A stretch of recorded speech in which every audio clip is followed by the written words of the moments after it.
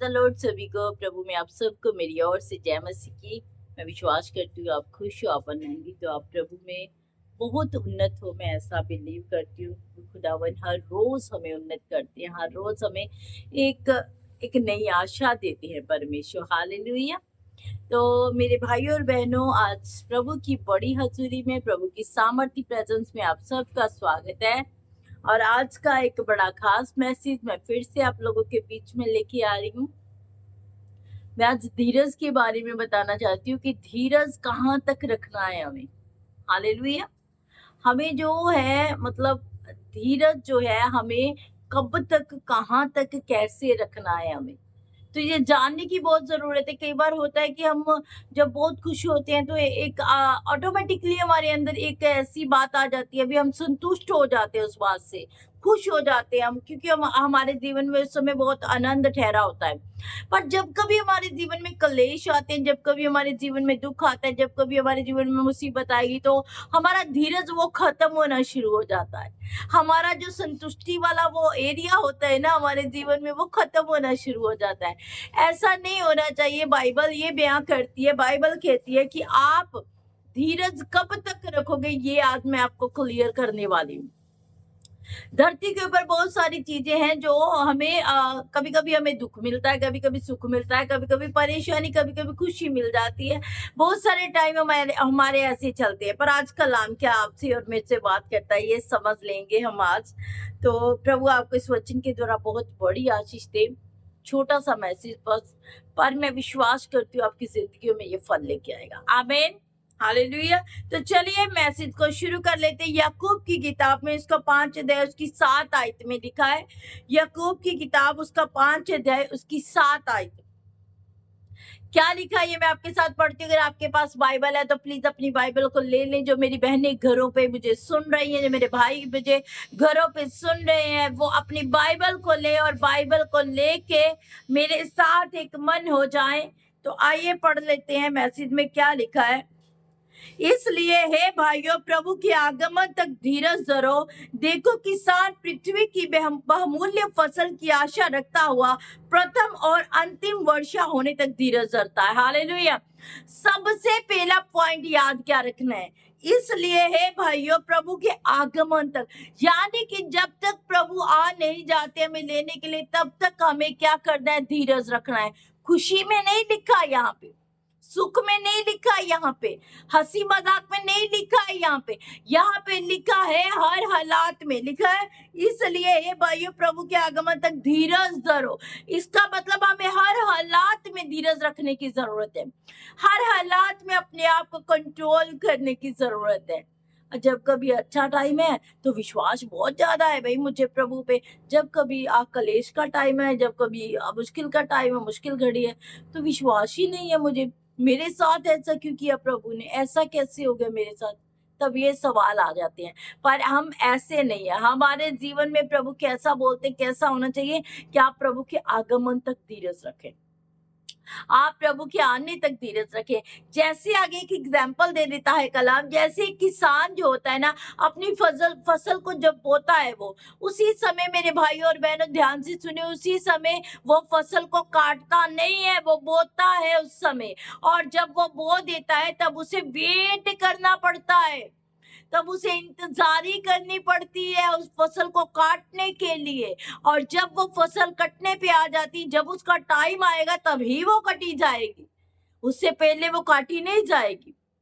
तो ऐसा नहीं है भी किसान आज फसल बोता है और कल को वो काट लेगा, ऐसा कुछ नहीं है। बाइबल भी ऐसा बयां करती है कि जब तक प्रभु आ नहीं जाते तब तक धीरज रखो, तब तक आनंद रखो, तब तक खुशी खुशी के माहौल में रहो। आपके जीवन में क्या चल रहा है ये नहीं है कोई भी, ये एक साइड पे छोड़ दे। आपके जीवन में ठहरा कौन है, आपके अंदर ठहरा कौन है, आपके अंदर रहता कौन है, बहुत बड़ी मैटर है ये, बहुत बड़ा मायने करता है ये। हालेलुया।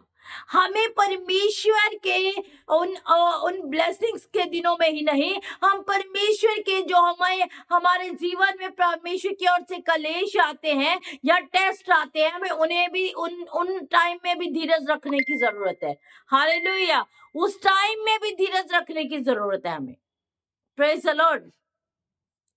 तो आगे क्या लिखा है, किसान की एग्जाम्पल देता है परमेश्वर का वचन कि किसान उसी समय बीजता है तो काटता नहीं, उसे टाइम वेट करनी पड़ती है अगली बारिश तक या 6 महीने तक कम से कम उसे वेट करना पड़ता है उस फसल को काटने के लिए, तब वो फसल को काटता है। पहले वो मेहनत करता है, पहले वो मेहनत करता है, बोता है उसे, और जैसा बीज उसने बोया है ना वो वैसी फसल काटेगा। ये नहीं है कि उसने अमरूद का फ्रूट जो बीज है वो बोया है तो वो मैंगो आम काट लेगा, ऐसा नहीं, अमरूद ही काटेगा फिर वो। अगर उसने किसी और चीज की खेती की है तो वो उसी चीज की खेती को काटेगा, वो किसी और चीज की उम्मीद नहीं रख सकता है। ऐसे हमारे और आपके जीवन में भी होता है, जिस चीज को बो रहे हो, जिस भी टाइम को बीत रहे हो, जिस भी चीज में टाइम अपना इन्वेस्ट कर रहे हो, वही आप आने वाले टाइम में काटोगे। हालेलुया, उसी चीज को आप काटोगे। ये बहुत ध्यान दीजिएगा। अगर आप अच्छी फसल बीज रहे हो ना तो आप अच्छी ही काटोगे, आप बुरी नहीं काटोगे कभी भी। अगर बुरी फसल है इसमें तो हमारे जीवन में तो हम आगे जाके बुरी फसल को ही काटेंगे। आमीन। तो यहाँ पे मैं बात कर रही हूँ धीरज की, धीरज रखना है हमें। मेरे भाई और बहनों, अपने प्रभु से भरोसा कभी हटाना नहीं, कभी परमेश्वर के ऐसा नहीं करना भी यार ये टाइम नहीं आना चाहिए था, ये ऐसा नहीं होना चाहिए था, ये क्यों हो गया, ये कैसे, कभी भी ये अल्फाज अपने मुंह से मत निकाले। क्योंकि हम जानते हैं हमारे कलेश के बाद, हमारी दुख के बाद, हमारी पीड़ा के बाद एक अच्छी ब्लेसिंग्स आने वाली है। एक उम्मीद है हमें, एक आशा है हमें, एक आशा से हम परमेश्वर के क्लोज आते हैं, क्योंकि आशा ही धीरज को उत्पन्न करती है। हालेलुया। अगर मुझे आशा है कि मेरा परमेश्वर आने वाला है और मुझे लेके जाने वाला है तो मैं धीरज रखूंगी। उस कलेश में भी जो मेरी जिंदगी में आए हैं, उस दुख में भी, उस पीड़ा में भी जो मेरे जीवन में आई है, मैं उनमें भी धीरज रखूंगी, क्योंकि मुझे विश्वास है, मुझे भरोसा है, मेरा परमेश्वर आने वाला है। मुझे एक आशा है कि वो मेरे साथ, मुझे अपने साथ बादलों में उड़ा के लेके जाएगा। आमीन। हालेलुया। उसके बाद क्या लिखा है, तुम भी धीरज धरो और अपने हृदय को दृढ़ करो, क्योंकि प्रभु का आगमन निकट है। इसलिए किसान जैसे धीरज रखता है, वैसे परमेश्वर का वचन कहता है आप भी धीरज रखो, क्योंकि परमेश्वर का आगमन बहुत निकट है। परमेश्वर जल्दी आने वाले हैं। हम अपने आप को अब क्लीन करने का टाइम है भाई। अभी अभी ये वाला ही टाइम है कि हम अपने आप को धीरज में लेके आए, अपने आप को उस आनंद में लेके आए जो परमेश्वर हमारी ओर रखते हैं, जो परमेश्वर ने हमारी जिंदगियों में रखे हुए हैं। हालेलुया। हम यही चाहते हैं कि हमारे जीवन में परमेश्वर ऐसे काम करे जिससे हमें धीरज आए, और जो काम परमेश्वर की ओर से होंगे उन कामों में धीरज ऑटोमेटिकली आएगा ही आएगा। ऐसा नहीं है कि नहीं आएगा, क्योंकि आप जो बीज रहे हो आप वो काटोगे। प्रभु का आगमन निकट है, कलाम कहता है, प्रभु का आना जल्दी है, कलाम कहता है प्रभु का आना जल्दी है। तो हमें अपने जीवन में धीरज को लेके आना है, शांति को लेके आना, आनंद को लेके आना है, ब्लेसिंग्स को लेके आना है अपने जीवन में। हालेलुया। प्रभु ब्लेसिंग देते हैं तो भी धीरज होना चाहिए, और अगर कभी नहीं भी मिलती है तो भी धीरज हमारी जिंदगी में होना चाहिए, क्योंकि हमारे पास एक आशा है, हमारे पास एक उम्मीद है। आमीन। तो आगे क्या लिखा है, हे भाइयों, एक दूसरे पर दोष ना लगाओ ताकि तुम भी दोषी ना ठहरो। देखो हाकिम द्वार पर खड़ा है। मैं आपको पहले बता रही हूँ, जो बीज रहे हो वो मिलेगा। अगर आप दोष लगा रही हो किसी के ऊपर, अगर ब्लेम कर रही हो किसी के ऊपर, फिंगर उठा रहे हो किसी के ऊपर, तो आपके ऊपर भी वैसी ही उठेगी, आपके ऊपर भी वैसा ही दोष लगाया जाएगा, क्योंकि हाकिम द्वार पर खड़ा है। लिखा है हाकिम, क्या मतलब है इसका? इसका मतलब है परमेश्वर आपके बहुत नजदीक आ चुका है। वो सिर्फ चंद ही पलों का हो सकता है टाइम है, चंद ही मिनटों का हो सकता है टाइम, चंद दिनों का, चंद महीनों का टाइम है। वो परमेश्वर आपको जल्दी लेके आने वाला है, क्योंकि न्याय का टाइम तभी आएगा जब यीशु लेने के लिए आएंगे। तब न्याय होगा वैसा जैसा आपने बोया है, तब न्याय होगा वैसा जैसा हमने एक दूसरे पे दोष लगाया तो हमारे ऊपर भी उस समय दोष लगाया जाएगा। ये मत सोचेगा कि आप दीवार के पीछे जब आप चोरी से किसी की बुराई कर रहे हो तो आपको किसी को पता नहीं चला, परमेश्वर ने देखा, आपकी भी बुराई वैसी की जाएगी। आपके लिए भी वही न्याय का वो वर्ड यूज किए जाएंगे जो आपने दूसरों के लिए वर्ड यूज किए। हालेलुया।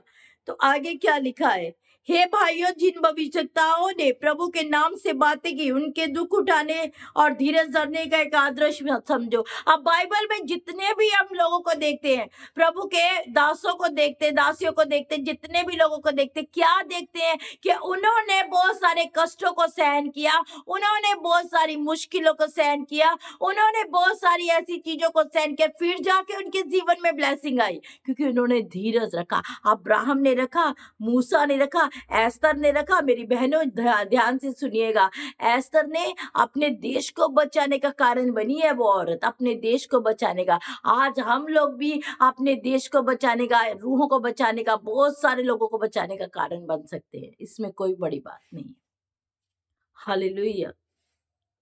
लिखा है, जो भविष्यवक्ताओं ने बातें की, जो प्रभु के जनों ने बातें की, प्रभु के लोगों ने बातें की, सबसे पहले उनके जीवन में दुख आए हैं। अब्राहम को बोला अपने घर को छोड़, तभी उसे ब्लेसिंग मिली है। अपने घर को छोड़ा, अपने ऐशो आराम को छोड़ा, तभी उसे आशीष मिली है। हालेलुया। तो आशीष ऐसे नहीं, जो सबके जीवन में ऐसे ही आशीष नहीं आई। पहले वो बेचा गया, वो मारा गया, वो अपने भाइयों के द्वारा ताड़ा गया, बहुत सारी चीजें उसके द्वारा, उसके जीवन में जो प्लानिंग उसके भाइयों ने, अपनों ने की, बहुत सारी ऐसी चीजें उसके जीवन में हुई कि बहुत सारा कष्ट था उसके जीवन में, पर उसने उस कष्ट में भी धीरज रखा। उसे पता था, उसे यहोवा पर भरोसा था कि उसका परमेश्वर उसके साथ है। हालेलुया। पर जैसे जैसे वो टेम्पटेशन से निकलता गया, वो मुश्किल से निकलता गया, परमेश्वर की आशीष उसके नजदीक आती गई। आप ये मत सोचिएगा कि हाँ, आपके जीवन में परीक्षा आ गई तो आप गिर गए हो। अरे, गिरना नहीं है, हमें परीक्षा आएगी और निकल जाएगी, ठहरी नहीं रहेगी हमारी जिंदगियों में। मेरे और आपके जीवन में भी आज परीक्षाएं होंगी, बहुत सारी होंगी, और चल भी रही होंगी आपके जीवन में भी। पर मैं ये नहीं कहती कि ये टिकी रहेंगी, ये ठहरी नहीं रहेंगी, ये निकल जाएंगी। क्योंकि आपको एक आशा होनी चाहिए, आपको एक उम्मीद होनी चाहिए, आपके अंदर एक धीरज होना चाहिए। मेरा परमेश्वर मेरे साथ है, मेरा परमेश्वर मुझे मुझे उसने चुना है, मेरा परमेश्वर का आगमन जल्दी होने वाला है, मैं जल्दी बादलों पे उठाई जाने वाली हूँ। तब तक धीरज रखने की बात करती है बाइबल, तब तक। आपके सुख और दुख का तो ये मैटर ही नहीं है यहाँ पे कि आपको दुख है तो धीरज निकल गया, आपको सुख है तो धीरज आ गया। ये तो मायने नहीं रखती ना बात, बाइबल के अनुसार ये मायने नहीं रखती। बाइबल के अनुसार वो मायने रखता है कि आप प्रभु के आगमन तक धीरज रखो, आप प्रभु के आने तक धीरज रखो। हालेलुया। जो बंदा प्रभु के आने तक धीरज रखेगा, वही रूह बचाई जाएगी, वही आसमानों बादलों में उठाई जाएगी। ये भी बाइबल बयां करती है। हालेलुया। धीरज खुशी में नहीं सिर पीट करती, दुख में भी धीरज होना चाहिए। देखो, हम धीरज धरने वालों को धन्य कहते हैं। तुम तो अय्यूब के धीरज के विषय में तो सुना ही है, और प्रभु की ओर से जो उसका प्रतिफल हुआ उसे भी जान लिया है। हालेलुया। कहते हैं यहाँ पे लिखा है, देखो हम धीरज धरने वालों को धन्य कहते हैं। धन्य किसे यहाँ पे कहा गया है? अय्यूब को। यीशु मसीह की ताड़ना हुई है, यीशु मसीह को मारा गया है, यीशु मसीह को पर थूका गया है, यीशु मसीह को कोड़ों की मार दी गई है, पर यीशु ने धीरज धरा। तब सबसे बड़ी बाइबल की एग्जाम्पल ये, इससे ऊपर कोई एग्जाम्पल नहीं है। यीशु मसीह ने धीरज रखा। उसे पता था, हमारे यीशु को पता था कि यहोवा चंद मिनटों में, थोड़े ही समय में फिर से पिता उनके पास आने वाले हैं, फिर से पिता के साथ वो रहने वाले हैं, फिर से पिता से वार्तालाप करने वाले हैं। थोड़े ही टाइम में पिता उनसे अलग हुए। हालेलुया। तो वो ताड़ना जो थी ना, उसमें भी धीरज था। वो कांटों का ताज जो था ना, उसमें भी धीरज था। वो थूका गया मुंह पे ना, वो भी धीरज था। और अगर कोड़ों की मार खाई, हाथों में कील, पैरों में कील छिदवाए ना, उसमें भी प्रभु यीशु ने धीरज किया। ऐसे ही मेरे भाई और बहनों, मुझे और आपको भी धीरज रखने की जरूरत है। हर हालात में, खुशी में नहीं, हर हालात में धीरज रखना है। और लिखा, उन्हें हम धन्य कहते हैं जिन्होंने बाइबल के अंदर धीरज रखा है। अय्यूब की बात कर रहे हैं यहाँ पे, अय्यूब की बात की गई है। कितनी तकलीफ आई है उसके जीवन में, कितना उसका जो मांस है वो कीड़ों से भर गया है, उसका शरीर कीड़ों से भर गया है, उसके विरोधी हो गए, सब कुछ छीन लिया गया है, बच्चे तक छीन लिए गए हैं, ऐशो आराम सब, हर चीज उसकी छीन ली गई है। तब भी उसने धीरज रखा। कहता है जिसने दिया उसने ले लिया, उसी का नाम मुबारक हो। हालेलुया। ये एक बहुत ही पावरफुल मैसेज है, बहुत ही पावरफुल वर्स है ये। जिसने दिया उसने ले लिया, उसी का नाम मुबारक हो। अगर परमेश्वर देते हैं तो कभी नहीं भी दे वो आपको, कभी आशीष आपके जीवन में नहीं भी आए, तब भी परमेश्वर के ऊपर भरोसा रखे, धीरज रखे, आज नहीं तो कल आपको मिलेगी। क्योंकि मैं अय्यूब को जब पढ़ती हूँ, जब उसके जीवन में ये सारी चीजें आई, सब कुछ छीन लिया गया, तो बाद में क्या पढ़ती हूँ, उसके जीवन में सब कुछ डबल होके उसे मिला, डबल तरीके से उसको आशीष मिली हर एरिया के अंदर। हालेलुया। तो ऐसे ही मेरे भाई और बहनों, आपको और मुझे भी धीरज रखने की ज़रूरत है। हमें भी परमेश्वर की इच्छा के अनुसार चलने की ज़रूरत है। हमें भी परमेश्वर के अधीन रहने की ज़रूरत है। हमें भी परमेश्वर के साथ हर दिन वार्तालाप करने की ज़रूरत है। हम हर दिन परमेश्वर से मुलाकात करें, ताकि परमेश्वर हर सिचुएशन से हमें खड़ा रहना सिखाएं। कभी कभी होता है हमारी ज़िंदगी में हालात ऐसे आ जाते हैं, अभी हम सोचते हैं आज प्रार्थना नहीं करनी है, आज मुझे ये नहीं करनी, आज मुझे बाइबल रीड नहीं करनी, आज मुझे ये नहीं करनी, चर्च नहीं जाना, कभी बहुत सारी चीजें ऐसे हो जाती हैं। पर हर हालात में बाइबल बयां करती है आपको धीरज रखना है। आज प्रभु के साथ प्रॉमिस कर ले मेरे भाई और बहनों, हाँ परमेश्वर मैं तेरी बेटी हूँ, मैं तेरा बेटा हूँ। प्रभु हम हर हालात में धीरज रखेंगे, तू जैसा भी रखना चाहे हमें वैसा रख, हम रहेंगे। क्योंकि हमें एक बड़ी आशा है कि तू हमें लेने के लिए आने वाला है, तू हमें लेने के लिए आने वाला है। हम बादलों में तेरे साथ जाएंगे, हमें आशा है ये। आमीन। तो प्रभु आपको इस मैसेज के द्वारा बहुत सारी आशीष और बरकत दे। मेरी बहनों के लिए, भाइयों के लिए बहुत सारी आशीषें मैं खुदा की दासी होते उड़ेलती हूँ आपके जीवनों के अंदर। परमेश्वर का आत्मा बहुताई से कब्जा करे आपके परिवारों और बिजनेस कारोबार के ऊपर। खुदावन में बढ़ते जाइएगा, प्रभु के सुसमाचार को फैलाते जाइए। खुदावन ने आगे जाना है भाइयों और बहनों, पीछे नहीं मुड़ के देखना। पीछे मुड़ने वाली तो कोई बात ही नहीं हमारी जिंदगियों में। तो आगे बढ़ते जाइएगा, प्रभु के कलाम को फैलाते जाइएगा। प्रभु आपके लिए मारा गया, गाड़ा गया, तीसरे दिन मुर्दों में से जी उठा, ये पैगाम हर एक को दीजिएगा, हर एक को दीजिएगा। अब भी वो आने वाला है, वो आप लोगों के लिए, क्योंकि वो आपसे और मुझसे बहुत प्रेम करता है। हालेलुया। तो गॉड ब्लेस यू। खुदावन में बढ़ते जाइए। खुदावन आपको बहुत सारी आशीष और बरकत दे। कल मिलते हैं एक नए मैसेज के साथ, और खुदा रूह के एक नई मसा के साथ। तब तक के लिए जय मसीह की। God bless you.